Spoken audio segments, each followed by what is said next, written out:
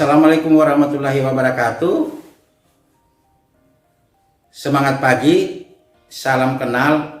Saya Amalul Sahid, Widya Iswara, BPSDM Provinsi Sulawesi Tenggara.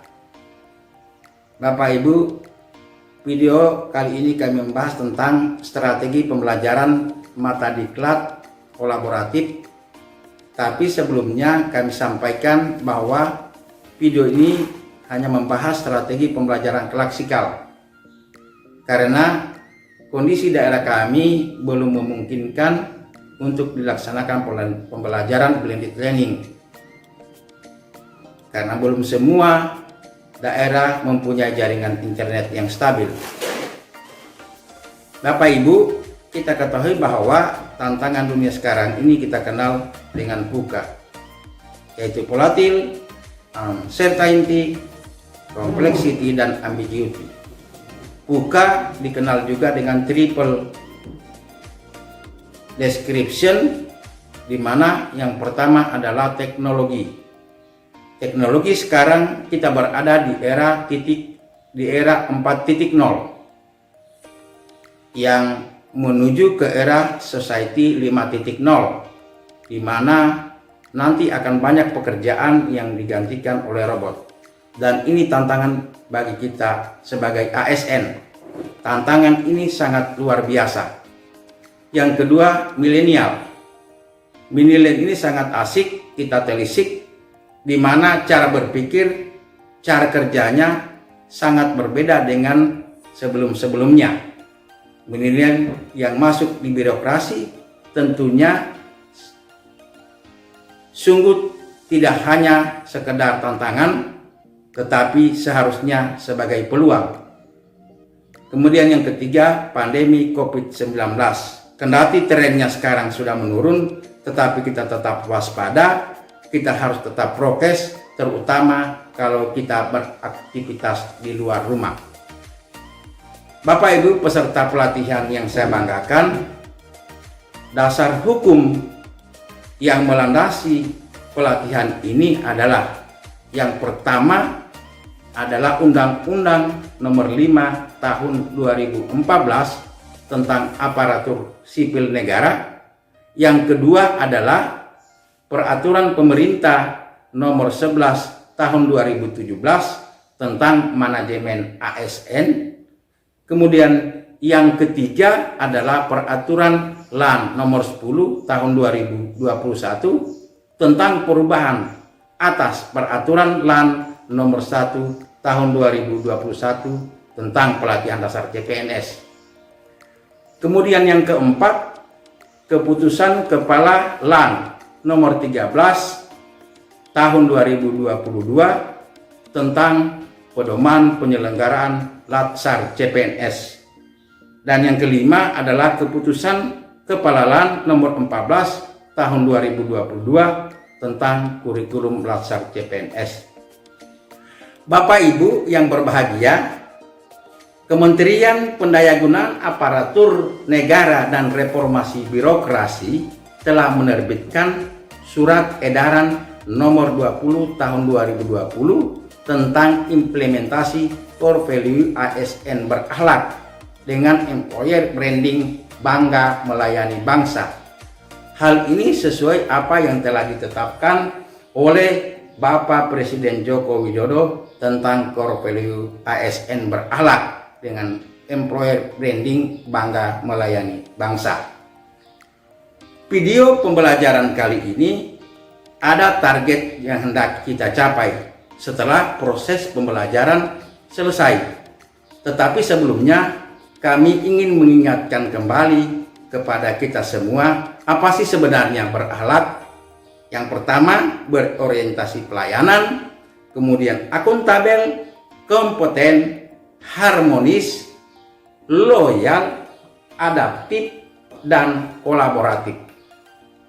Di mana kami sekarang konsen membahas tentang bagaimana proses pembelajaran mata diklat kolaboratif dengan definisi membangun kerjasama yang sinergis.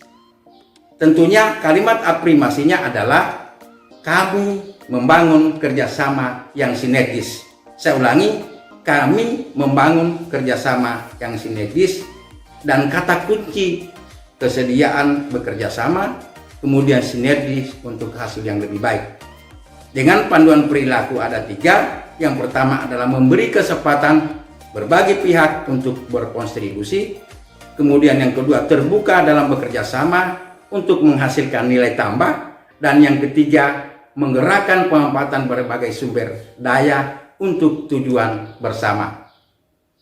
Dalam pembelajaran kali ini kami menggunakan media pembelajaran, diantaranya bahan tayang, ada video, ada contoh-contoh atau best praktik dan analisis kasus.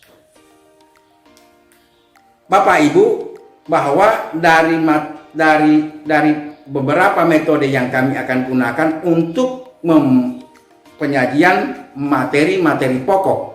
Yang pertama adalah konsep kolaboratif, yang kedua adalah panduan perilaku kolaboratif, dan yang ketiga adalah kolaboratif dalam konteks organisasi serta studi kasus kolaboratif. Di sesi pendahuluan, sebagaimana layaknya setiap pertemuan, kami akan memperkenalkan identitas kami kepada peserta, dilanjutkan dengan pemaparan deskripsi singkat tentang kolaboratif, di mana mata diklat ini diberikan untuk memfasilitasi pembentukan nilai kolaboratif kepada peserta melalui substansi pembelajaran yang terkait dengan pemberian kesempatan kepada berbagai pihak untuk berkontribusi, terbuka dalam bekerja sama untuk menghasilkan nilai tambah, serta menggerakkan pemanfaatan sumber daya untuk tujuan bersama. Tentunya di sini untuk bagaimana mencapai tujuan pembelajaran dengan hasil belajar.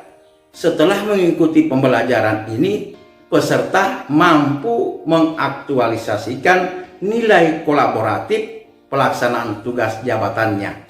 Dengan indikator hasil belajar, pertama adalah peserta harus mampu menjelaskan kolaboratif secara konseptual teoritis yang terus membangun kerjasama yang sinergis. Kemudian yang kedua, peserta harus mampu menjelaskan panduan perilaku kolaboratif. Dan yang ketiga adalah memberikan contoh perilaku dengan pemberian kesempatan kepada berbagai pihak untuk berkontribusi, terbuka dalam bekerja sama untuk menghasilkan nilai tambah, serta menggerakkan pemanfaatan sumber daya untuk tujuan bersama. Kemudian indikator yang hasil belajar yang terakhir adalah menganalisis kasus atau menilai contoh penerapan kolaboratif secara tepat.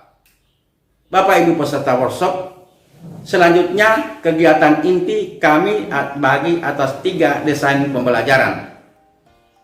Dengan desain pembelajaran pertama, alokasi waktu kurang lebih 135 menit yang berupa konsep kolaborasi, di mana kami akan meminta kepada peserta untuk menyebutkan definisi kolaborasi, juga meminta 1 atau sampai 4 orang peserta untuk menyampaikan bagaimana kolaborasi pemerintahan. Selanjutnya melakukan diskusi informasi tentang pentingnya kolaborasi, kemudian memberikan penjelasan konsep kolaborasi yang dihubungkan dengan diskusi informasi. Di panduan perilaku kolaboratif, kami akan memberikan tugas diskusi kelompok tentang panduan kolaboratif. Kemudian melakukan diskusi kelas untuk menjelaskan penerapan kolaborasi pemerintahan. Dan juga kami akan memberikan tugas diskusi berputar atau problem solving rotation tentang faktor-faktor pendukung dan penghambat kolaborasi pemerintahan. Di desain pembelajaran kedua tentang praktek dan aspek normatif kolaborasi pemerintahan, kami akan memberikan tugas diskusi kelompok tentang kolaboratif dalam konteks organisasi pemerintahan, juga memutar video pendek contoh penerapan kolaboratif dalam kehidupan sehari-hari ASN. Kemudian di desain pembelajaran ketiga yang juga kami akan alokasikan waktu 135 menit tentang studi kasus kolaboratif, di mana di sana peserta harus mampu memaparkan contoh kasus penerapan kolaboratif di sektor pendidikan dan sektor industri, dan juga serta memutar video contoh di sektor pendidikan dan sektor industri. Di sesi penutup yang kami alokasikan waktu kurang lebih 30 menit, tentunya kami menugaskan peserta untuk menyimpulkan materi yang telah dipelajari yang terkait dengan materi kolaboratif. Kemudian mengevaluasi daya serap peserta melalui pertanyaan lisan atau kami akan berikan secara sampling. Bapak Ibu, sebelum kami akhiri strategi pembelajaran mata diklat kolaboratif, izinkan kami meminjam kata-kata bijak para pakar. Yang pertama, pekerjaan besar membutuhkan banyak bakat, kemampuan energi positif, kompetensi terbaik. Jika kita semua menyatu dalam kolaborasi dan sinergi, kita semua menjadi kuat dan mampu menghasilkan kerja terbaik. Ya Jendra. Kemudian yang kedua, hal terbaik dalam bekerja bukan saat Anda mampu menuntaskan diri pekerjaan Anda, tetapi teruji dan terbukti saat Anda berkolaborasi. Jamil Azaini. Bapak Ibu peserta workshop penyamaan persepsi Latsar CPNS yang saya hormati, demikianlah strategi pembelajaran yang kami laksanakan, khususnya mata diklat kolaboratif. Salam pikir, profesional, integritas, kompeten, inovatif, responsif, dan kolaboratif. Terima kasih. Wassalamualaikum warahmatullahi wabarakatuh.